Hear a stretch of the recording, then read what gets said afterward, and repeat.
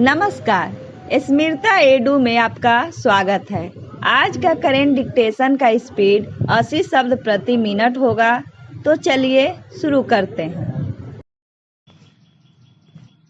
पश्चिम बंगाल के मुख्यमंत्री ममता बनर्जी का कहना झूठ की पराकाष्ठा है।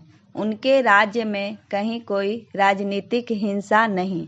चुनाव के बाद जिस राजनीतिक हिंसा में दर्जनों लोग मारे गए और सैकड़ों पलायन करने के लिए बाध्य हुए, उससे सिरे से इनकार करना देश की आंखों में धूल झोंकने जैसा है।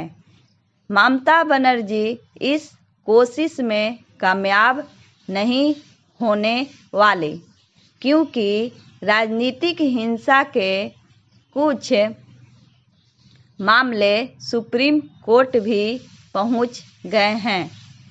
इनमें एक तृणमूल कांग्रेस के गुंडों की ओर से किए गए सामूहिक दुष्कर्म का संगीन मामला है और दूसरा हत्या का।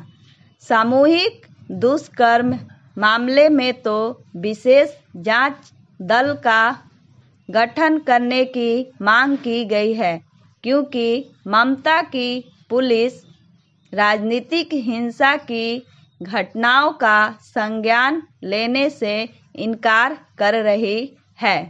बंगाल पुलिस का ऐसा आचरण शर्मनाक तो है, लेकिन हैरान इसलिए नहीं करता क्योंकि वह पहले दिन से तृणमूल कांग्रेस के कार्यकर्ताओं की तरह व्यवहार कर रही है।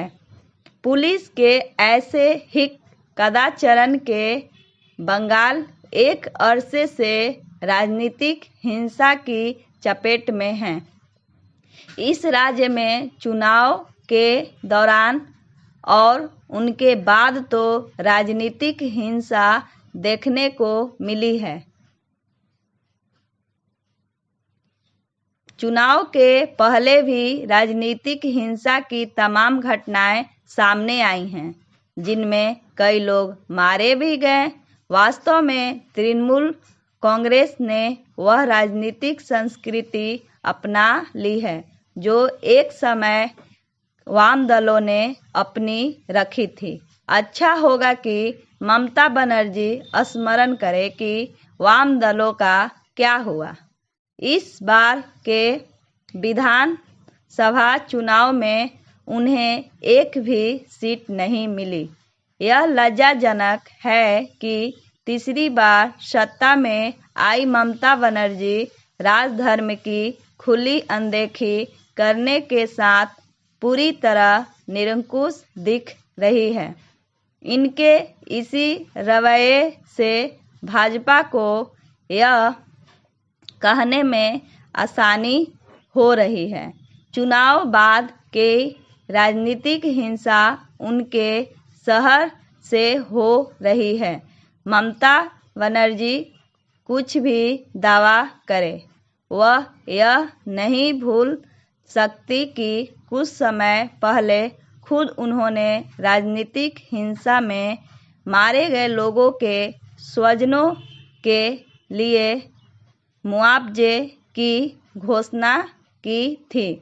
ममता सरकार के मनमानेपन और अड़ियल रवैये को देखते हुए सुप्रीम कोर्ट के लिए यह और आवश्यक हो जाता है कि वह बंगाल की राजनीतिक हिंसा का संज्ञान ले, इसलिए क्योंकि कायदे से उसे अब इस संदर्भ में दायर की गई है याचिका पर सुनवाई कर लेनी चाहिए थी।